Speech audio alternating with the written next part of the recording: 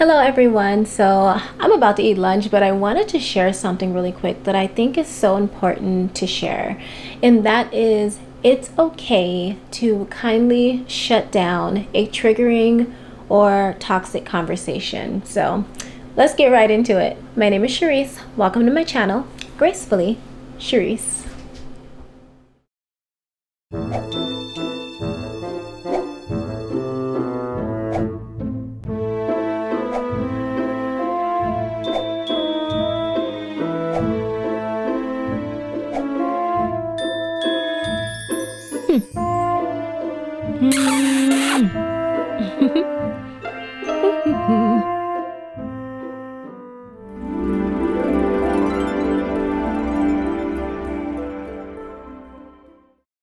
I have to provide some clarity.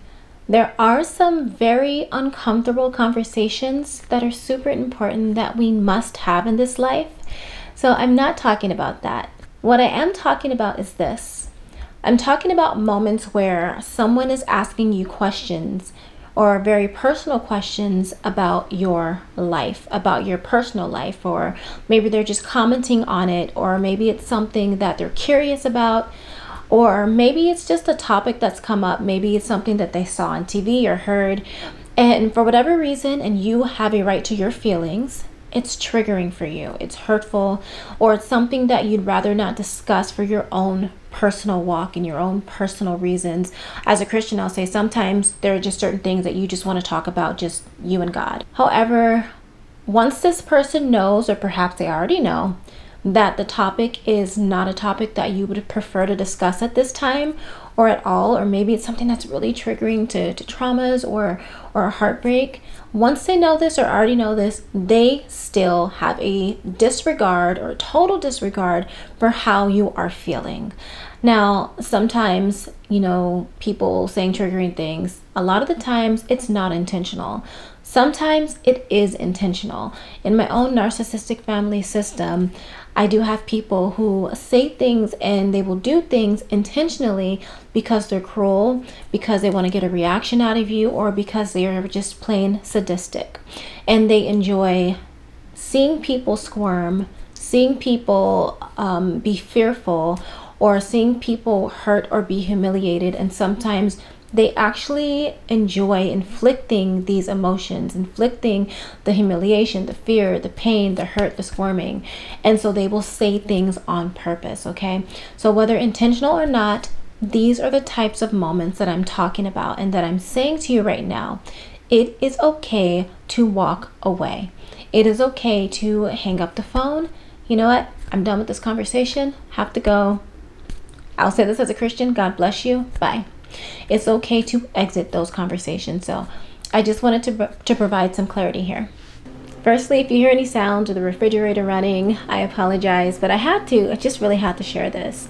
Sometimes we find ourselves in conversations or parts of conversations that can be triggering to maybe some traumas, maybe some hurt, maybe perhaps we are waiting on certain things to happen in our lives, blessings, opportunities, careers, marriage, children. And sometimes these topics are sensitive topics. And I have to say this, it is okay to have topics that are sensitive topics for us, okay? Please know that, and please don't ever let anyone make you feel bad about that or make you feel like you're too sensitive. You're being too sensitive. Just, you have a right, and I always say this, especially to children, you have a right to your feelings, okay? I'm gonna say that one more time. You have a right to your feelings.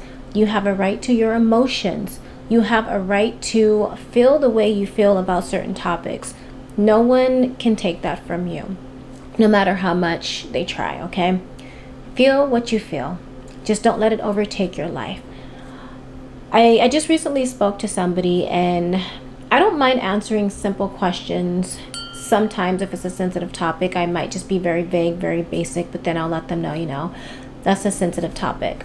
Now, as some of you know, I do have a narcissistic family system. And this was somebody who is a more distant relative. And even though I said, I'd rather not go into details, or I'd rather not go too far into that or talk about that, you know, I'd rather just stop the conversation here.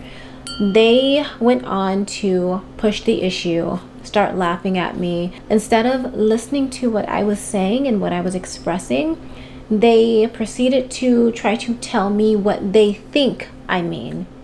For example, this is not specific, but for example, say you say to somebody, you know what, I like green apples because they taste better. The other person who is toxic might respond like, no, you like green apples because you don't like oranges. And that's not even your reason. And even if you say that's not my reason, they will press it and be like, yes, it is. Basically, some of these people treat you as if they know you better than you know yourself. Sometimes, and very much so, they have a God complex and they just think they know everything. They think they are omnipotent, omniscient. They think they know everything about you. You know, they know you better than you know yourself. And so this was a very triggering conversation, and it just had to be cut short. And in fact, I prayerfully just cut ties with them because I refuse to allow any more narcissists or to welcome any more narcissists. Once I recognize them, I refuse to allow them to enter into or to remain in my life. Okay, personal space, absolutely, they're not welcome. This is not just for me, it's just that my decisions can affect my future family, so my future marriage, my future husband, my future children. It's always wisest to stay away from people who are narcissistic or otherwise toxic. So getting back to what I was saying, and somebody just needed to hear that.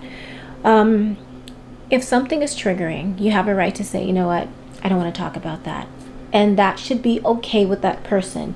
If that person refuses to let go of the topic, if that person, you know, continues on, tries to talk over you, begins to be disrespectful, tries to tell you that you're being sensitive, or just has no empathy, no sympathy, no compassion, this person does not really care. They do not truly care about how you feel. They don't care about the condition of your heart. They don't care about your feelings. They are just caring about themselves. It's a very selfish thing to continue to want to push the issue when somebody is clearly saying, hey, this is a hurtful topic, this is triggering, this is sensitive. Those are the type of people that you want to distance yourself from. Here's why. You only want people in your life who truly care about the condition of your heart. They truly care about how they may possibly be making you feel. You want people who are going to be attentive and who are going to value what you're saying. You want people in your life who truly, in a nutshell, love you. Okay? When somebody loves you, they're not going to be like, you know what, I don't care how you feel. I don't care that this hurts. I'm just going to say this anyways. They're not going to be like that. And I'm not talking about hurtful truths. I'm talking about, again, if somebody doesn't care that what they're saying is triggering your traumas, your anxiety, your hurts, your heartbreaks, your pains, that's what I'm talking about. This person is a selfish, toxic person. I know sometimes we feel like, I don't want to cut them off because I feel rude. There's some times where I am able to push through, especially if I'm being there for someone. Okay, but there are certain moments you have to understand that there's a time and a place. There's certain moments where it's okay to put you first. Putting you first is not rude. You're protecting your peace of mind. You're protecting your mental space, your emotional well-being, which I always say, your mental and emotional are directly attached to, or connected to rather, your physical well-being. Because trust me, I know, when you get stressed enough or when you experience traumas or emotional distress, it can definitely affect your health. Again, I've had an experience that could have cost me my life, okay, due to betrayals. So it's okay to say, you know what, sensitive topic, you know, and if they can't respect that, then you have some evaluating to do. Is this person somebody that you really want to keep in your life when they can't even care about the condition of your heart and how they're making you feel? Is it someone that you want to keep in your life if they're going to gaslight you and they're going to disrespect you and how you feel? Is it someone that you want to keep in your life when they can't even just have some simple sympathy for someone who's saying, I'm hurting in this moment, so I need to bow away from this conversation? Again, you have a right to your feelings. Okay? You decide the types of people that you want to allow not only into your life, but into your mental space. Okay? Into your mental space, into your heart space, and around the other people that are healthy, you know, around your marriage, your family, your children. You choose that, okay? So yeah, it's your choice. And I just want to say it's okay. Because I've had somebody, I'm a woman who's close to her 40s. And even though I'm not someone to pressure or to rush the situation, I am ready for children. And I know that that's something that's going to happen for me one day in God's perfect timing. However, it's not something that I want to talk about all the time. And so there was an uncle of mine, not my Uncle Gene, who just didn't care. And he was actually, I learned that he's a very cruel, mean-spirited, evil person. Whew, that's a whole other topic. Very arrogant, very God complex, very controlling, very, you better let me disrespect you and you better not say anything, because if you say something, you stand up for yourself. You don't allow me to make you my doormat. You're being disrespectful. You're out of line and you're a problem. That's very much so how he is. And I didn't know that before. I'd seen some hints, but I did not know everything. He behaved as if he knew more than God. I know you better than you know yourself. I know everything and I'm perfect. And so he knew that that was a sensitive topic, yet he took the time, because he likes to try to do things to get a reaction out of me. At least he liked, because I totally cut him off. He took the time to use my fertility as a personality test, which was absolutely evil and disgusting. He leans in and opens his eyes and says, but what if you can't have kids? And he kept saying it. What if you can't have kids? Just to see how I would react. And I said, well, first of all, I am going to have kids. Secondly, even if that wasn't God's will, me marrying somebody who has a child, I would accept them as my own. And that's what I wanted to hear. I thought to myself, wow, you just got reeled into that.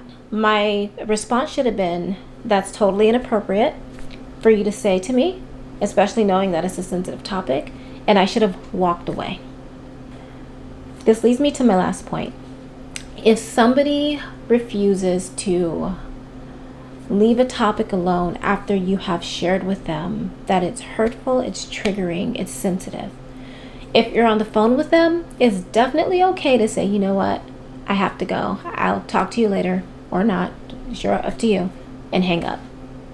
If it is in person and this person is refusing to stop talking about a thing, even though you said that it's hurtful and triggering and it's a sensitive topic and I'd rather not talk about it, if they keep talking anyways, it is okay for you to abruptly, I'm telling you this now, turn around and walk away, because they're not respecting you anyways. Doesn't matter how they feel about that. I'm saying that in this moment, yes. It doesn't matter if they get mad. It doesn't matter if they say you're being rude. They did not, and this is not vengeful, they did not respect your boundaries. So important. They did not respect your boundaries or your feelings or your triggers or your traumas or whatever it was. So it was okay for you to say, you know what? I'm not going to subject myself to this evil, to this mean-spiritedness, to this bullying, to this narcissism. I'm walking away. Okay? It's okay. And go on about your merry day. Don't let what they say affect you. Okay? I'm going to close this now by saying this. What is meant for you, and as a Christian, I'm going to say what God has for you, no matter what anyone says. Let those negative words and thoughts and feelings and suggestions and ideas go, no matter what anyone says or how anyone feels or thinks. What's meant for you, what God has for you, is for you. That's it. That's all. Okay, everyone, so I'm gonna go eat. You guys know the drill. I'm not sure what I'm gonna eat, but I'm gonna go enjoy me something. It's going to include a green apple though, speaking of. So until next time, do all things in love and gracefully. Bye.